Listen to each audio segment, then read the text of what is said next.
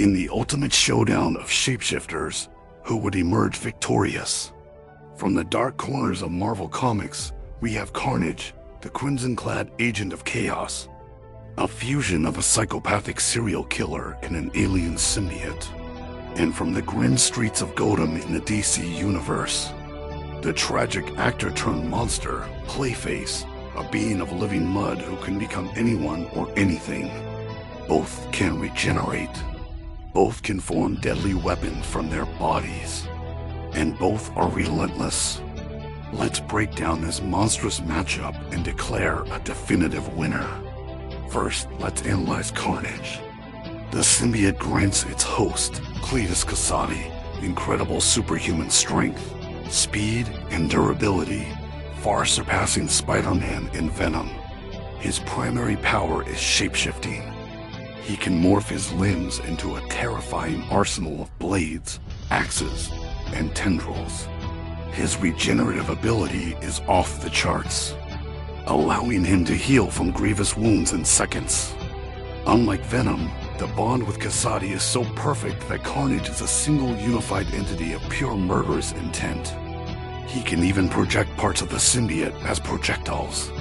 However, this powerhouse has two crippling weaknesses: intense heat and powerful sonic frequencies, which can cause the symbiote to separate from its host. Now for his opponent, Basil Carlo, or Clayface. His entire body is composed of a protoplasmic clay, granting him unparalleled shape-shifting abilities. He can mimic the appearance and even the voice of any person with perfect accuracy. In combat, he can transform his body's density, becoming hard as a rock or as fluid as water. He can form sledgehammers, spikes, or simply engulf his opponents. His regenerative powers are arguably even greater than Carnage's, as he can reconstitute himself on a molecular level. But Clayface also has his vulnerabilities. He is extremely susceptible to water and solvents, which can dissolve his form, and he can be frozen solid by extreme cold. So how does the fight play out? Initially, it's a stalemate.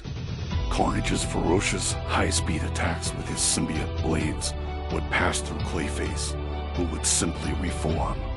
Clayface's attempts to bludgeon or smother Carnage would be met with equal regenerative power. The fight isn't about brute force. It's a battle of weaknesses. Carnage is faster, more agile, and far more aggressive. His instinct is to kill, and he would relentlessly press the attack.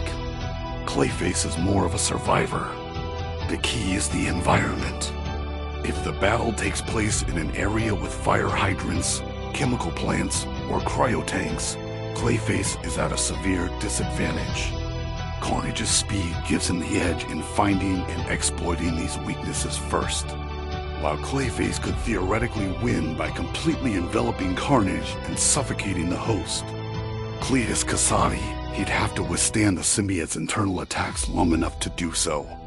Our verdict: in a neutral environment, Carnage takes the victory 7 times out of 10. His superior speed and relentless offensive pressure would eventually allow him to expose and exploit one of Clayface's critical weaknesses before Clayface could effectively counter.